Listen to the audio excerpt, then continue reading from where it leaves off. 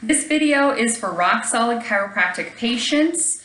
If your doctor at Rock Solid Chiropractic or your chiropractic assistant has instructed you to do these exercises, this bridging exercise video is for you.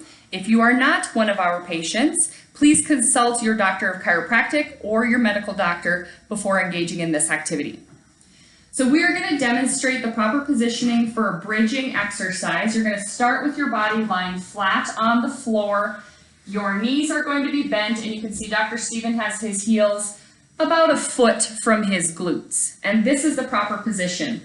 He is also demonstrating using a lot of stability with his arms splayed out at his sides. As you get stable, or maybe you already are starting stable, you're going to be able to keep them right next to your hips in this position.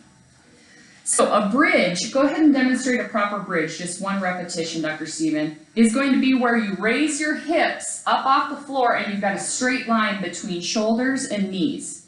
Go ahead and lower back down. But there are some important points to note about this exercise so that you do it correctly, because when done incorrectly, you're actually going to injure your low back. So we're first going to start off with the pelvic tuck or the pelvic tilt. And so you're going to watch Dr. Steven, go ahead and go back to the floor one more time. He's going to engage his glutes and his abs to tuck his pelvis in this position. So you can see how he just engaged those muscle groups. Continuing to hold this position, you are going to raise your hips up off the floor while still engaging that position. Dr. Steven's very strong. He's got great core strength, and so he can actually even bridge a little bit higher than parallel. Go ahead and lower back down to the ground.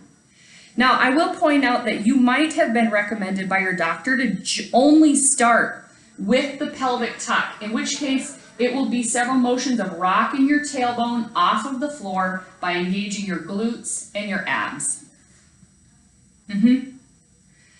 Now, for some of our patients who have reached it beyond the basic bridge and would like to continue to stabilize and strengthen with this exercise, I'm going to show you a few more advanced variations of the bridge. However, these are not your basics. So if you've just been recommended these, you can pause the video at this point. So Dr. Steven is going to first show you how to put his arms up in the air.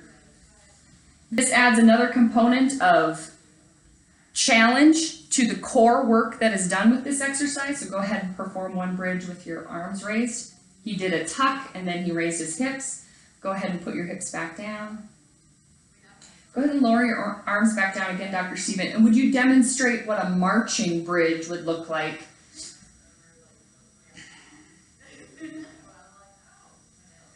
In this marching bridge example, he continues to hold his pelvis in a straight line. Go ahead and demonstrate where you would know that you're not quite ready for this exercise yet. See where his hips dip down or where you might twist in the back. Be cautious of this. If you're trying these out for the first time, maybe only 1 or 2 repetitions is okay before you start to have those incorrect positions happening, in which case you should pause and try it again the next day, or go back to the original or the classic bridging exercise until you're strong enough to engage in this one.